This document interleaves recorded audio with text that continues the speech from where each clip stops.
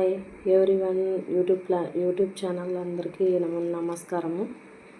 మొన్నటి వీడియోలో లలిత సహస్రనామం గురించి చెప్పుకున్నాం కదా. ఈరోజు వచ్చేసి మొదటి శ్లోకం గురించి చెప్తాము. ఓం శ్రీ మాత్రే నమః. అనంతమైన శక్తి, అపారమైన దైవం, అమరులకే కాదు మనందరికీ తల్లి, అమ్మ శ్రీమాత లలితాదేవి త్రిపుర సుందరి, దేవతల కోరికతో అవతరించిన అమ్మ. అశేష భక్తుల మనసులలోనూ జీవితాలలోనూ వెలుగునిచ్చింది.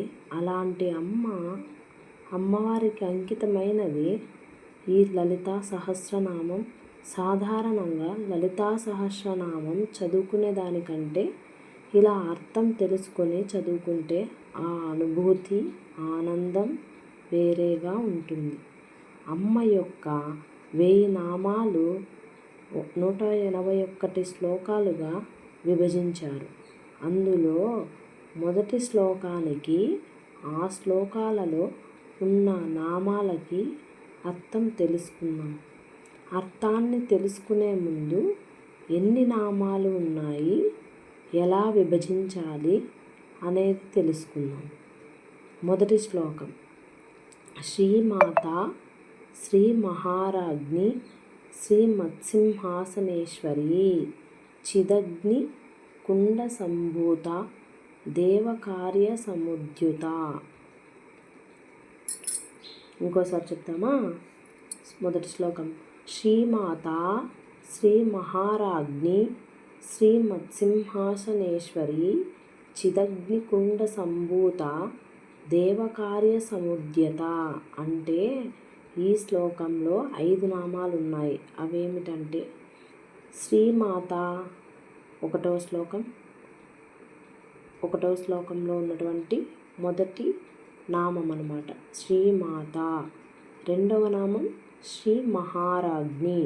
మూడవ నామం శ్రీ మత్సింహాసనేశ్వరి. నాలుగవ నామం చిదగ్ని కుండ సంభూత. ఐదవ నామం దేవకార్య సముద్యుత. ముందుగా లలితా సహస్రనామాలలో మొట్టమొదటి నామాన్ని తెలుసుకుందామా. శ్రీమాత అంటే ఈ సకల జగత్తును సృష్టించిన ఆది పరాశక్తి, ఈ జగత్తు అంతటికీ తల్లి, సృష్టికర్త ఆమె. ఆ అమ్మ ప్రేమే ఈ ప్రపంచాన్ని అంతటినీ నడిపిస్తుంది. ఈ సృష్టిలో ఉన్న జీవులందరికీ అమ్మగా, తోడుగా, ఎల్లప్పుడూ మనతోనే ఉంటుంది. ఇంకా రెండవ నామంకి వచ్చామంటే శ్రీ మహారాజ్ఞి. సృష్టించిన అమ్మ వదిలేయకుండా రక్షణ కూడా కల్పిస్తుంది. అదే ఈ నామానికి ఉన్న అర్థం. ఈ ప్రపంచాన్ని సృష్టించిన అమ్మే దీని అంతటినీ రక్షిస్తూ, పాలిస్తూ, పాలకురాలిగా, అంతేకాకుండా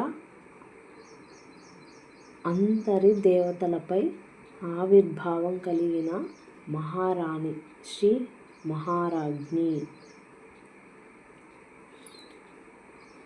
మూడవ నామం శ్రీ మత్సింహాసనేశ్వరి.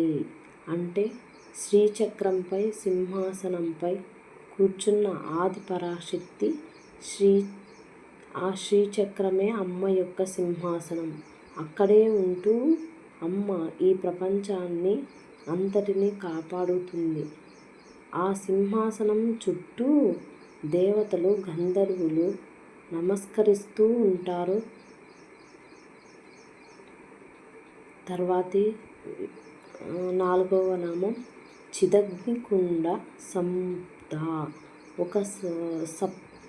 ఒక శుద్ధమైన జ్ఞానంతో నిండిన అగ్నిగుండం నుండి ఆవిర్భవించింది. ఎందుకు అంటే అమ్మ అగ్నిగుండం నుండి ఆవిర్భవించింది తెలుసుకుందామా.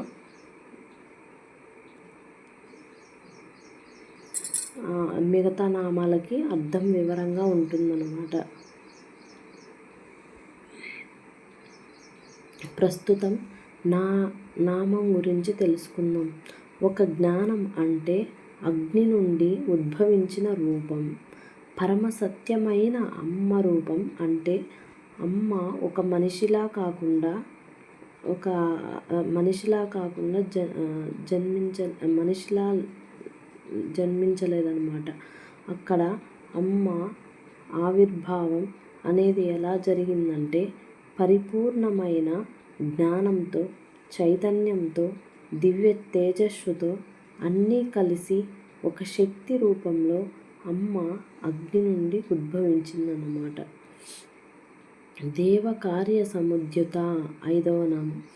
దేవతల కొరకు వారికి సహాయం చేయడానికి ఈ భూమి మీద అవతరించింది. అంటే ఆ అగ్నిగుండం నుండి దేవతలకి సహాయం చేయటానికి బయటికి వచ్చిందనమాట. ధర్మరక్షణ కోసం ఈ భూమి మీద అవతరించింది. దేవతలు ఒక ఆపదలో ఉంటారు. ఆ ఆపదలో మమ్ములని రక్షించమని చిదగ్నిగుండాన్ని ఏర్పాటు చేస్తారు. అక్కడ హోమం అనేది జరిపిస్తారు. అప్పుడు అమ్మవారు ఆ అగ్నిగుండం నుంచి దేవతలకి సహాయం చేయడానికి ధర్మరక్షణ కోసం అవతరించింది అగ్నిగుండం నుంచి. ఈ శ్లోకం ద్వారా మనకు తెలియజేయడం విషయం ఏమిటంటే అమ్మవారు రూపంలో ఉన్న దేవత కాదు, ఆమె సృష్టి, స్థితి, లయ అంటే సృష్టించగలదు, కాపాడగలదు, నాశనం చేయగలదు. ఇప్పుడు మన మనస్సును కాబట్టి అమ్మవారిని లలితా సహస్రనామం ఎంత శక్తివంతమైనదనమాట. ఈ శ్లోకంలో ఇంకా 181 శ్లోకాలలో అర్థమవుతుందన్నమాట. ఈ యొక్క మొదటి శ్లోకంలో అమ్మవారి ఆవిర్భావం గురించి తెలుసుకున్నాము.